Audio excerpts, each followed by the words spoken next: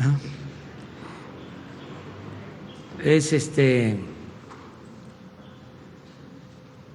pues a lo mejor nos toca cecina de Yecapistla,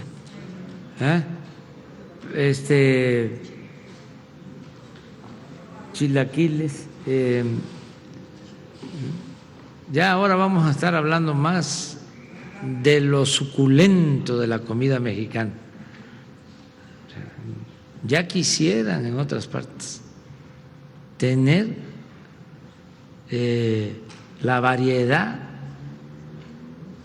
de alimentos, de guisos, de comidas, como en México. Y eso tiene que ver con nuestras culturas. Cuando existe una o dos culturas o una dominante, pues la comida es una sola. Pero México es un mosaico cultural. Estamos hablando de muchas culturas y también de muchas regiones, ¿sí?, con flora, fauna diversa. Entonces, por eso nuestra comida es suculenta, variada, de las mejores del mundo, y no se conoce mucho. Se conoce pues bastante la comida oaxaqueña, la comida yucateca, la comida poblana, y eso lo más famoso, ¿no? Por ejemplo, el caso de la comida poblana, el mole, ¿sí? Pero hay muchísimos otros platillos, ¿sí? No se conoce, por ejemplo, el suculento mole de cadera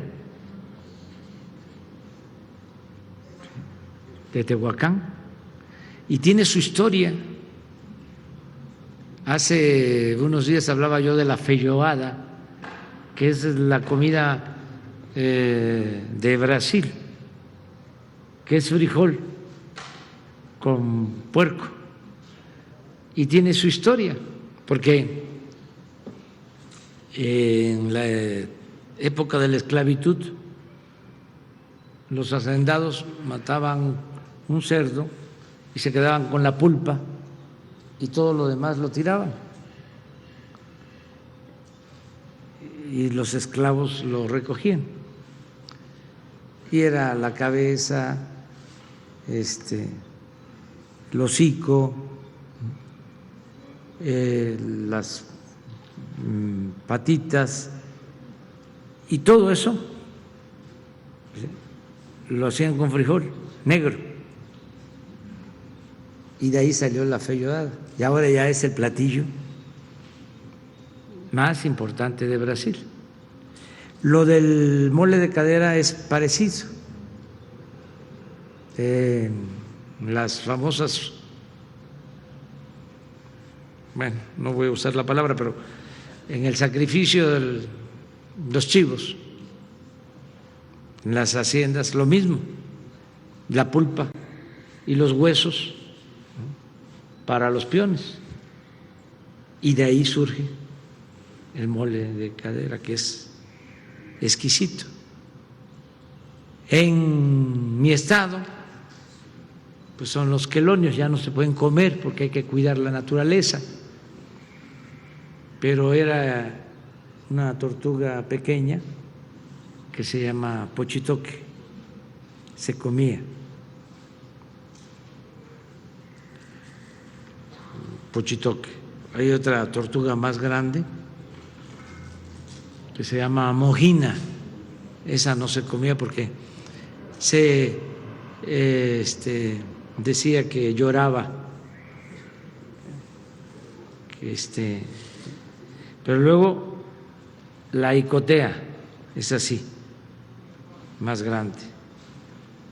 Luego la tortuga de agua dulce, también en sangre, es el platillo de antes, sobre todo en Semana Santa, ahora que viene la Semana Santa, era todo lo que se comía. El guau, que era un quelonio, es un quelonio como de la prehistoria. Luego hay otro todavía que se llama chiquihuau. Imagínense cuánta variedad. Y en el pescado lo mismo. Y fue pasando que los que tenían más posibilidades económicas, pues en Semana Santa, pues comían, o no precisamente en Semana Santa, sino siempre, pues el robalo, ¿no? La mojarra, pero la nativa, que ya casi no hay. Hay una mojarra que es exquisita, extraordinaria, suculenta, que se llama tenguayaca, ya casi no hay. Se consigue solo en la presa de Malpaso, porque necesita un agua especial con oxígeno también especial del agua. Había otra que ya tampoco hay, que se llamaba Castarrica, otra Paleta, todas esas mojarras eran nativas. Entonces empezó de repente a proliferar la tilapia, que son especies traídas de África. Y ahora la mojarra que más se consume pues es tilapia y carpa. Cuando va uno a un restaurante y dicen hay filete de pescado, ahí les recomiendo que pregunten de qué pescado es, porque lo que predomina es basa, que es tilapia, se trae de China. Y cómo se produce esa mojarra, pues como los pollos, con alimento, y muchas veces ese alimento lleva hormonas. Entonces hay que procurar comer lo más natural posible. ¿Qué fue sucediendo con el paso del tiempo en Tabasco? El peje lagarto era comida de pobres,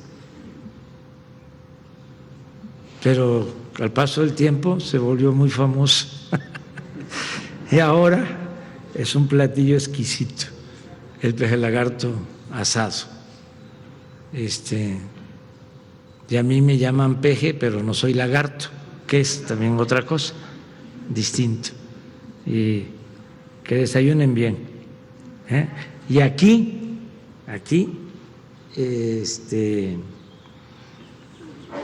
pues la carne, la cecina, es de lo mejor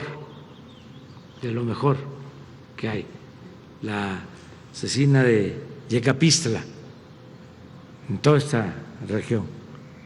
Y así hay muchos otros platillos. Hay que venir a Morelos, además. Imagínense lo que es un recorrido por los pueblos de Morelos, por los pueblos de Zapata, ir a donde nació Emiliano Zapata, a Nenecuilco, y que les cuenten la historia de por qué tomó la decisión de iniciar el movimiento revolucionario, de cómo los hacendados de la hacienda El Hospital invadían cada vez más las tierras del pueblo de Anenecuilco, y el gobernador de Morelos pues era un empleado de los hacendados, y los de Anenecuilco acudían al gobernador y llevaban escritos porque ellos eran los dueños de la tierra, y les invadían porque estaba el auge de la caña en el Porfiriato, y se producía azúcar en los ingenios de Morelos. Mandaban los escritos. Una vez llegó un escrito al gobernador y el gobernador se lo envió a Escandón, que era el dueño de la hacienda del Hospital, y Escandón le escribió al gobernador: dígale a los de Anenecuilco que si quieren sembrar, que lo hagan en maceta. Así la prepotencia. Todo esto lo cuento porque pues hay muchos porfiristas todavía, conservadores, insensatos, que todavía sostienen que estábamos muy bien con Porfirio Díaz, que era un buen gobierno el de Porfirio Díaz. Entonces, los ancianos de Anenecuilco se reunieron, dijeron: ya no podemos, necesitamos sangre nueva para seguir defendiendo nuestras tierras. Y ahí en esa asamblea eligieron a Emiliano Zapata como representante del pueblo para la defensa de las tierras. Y Zapata pues ya sabía que las gestiones así no iban a prosperar mucho, y lo que hizo fue pues levantar las cercas, desalambrar, y así comenzó el movimiento a favor de los campesinos y en la defensa de la tierra. Entonces, venir a Morelos, a Nenecuilco, Ayala, sí, luego ir a Chinameca, donde lo asesinan, sí, donde lo invita a comer Guajardo, llega Zapata y ahí lo asesinan a la entrada de la hacienda. Y fíjense la historia. Gobernaba Venustiano Carranza, ¿sí? Luego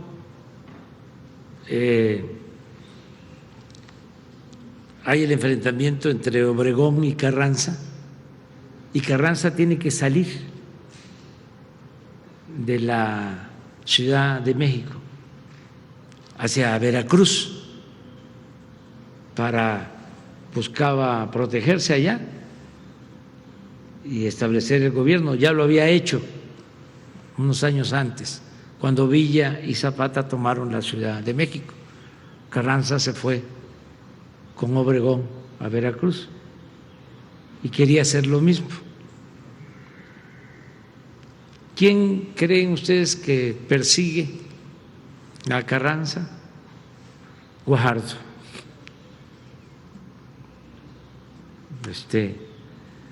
Es el que va a quererlo aprender. Y sí, es fuerte la rebelión militar y detienen los trenes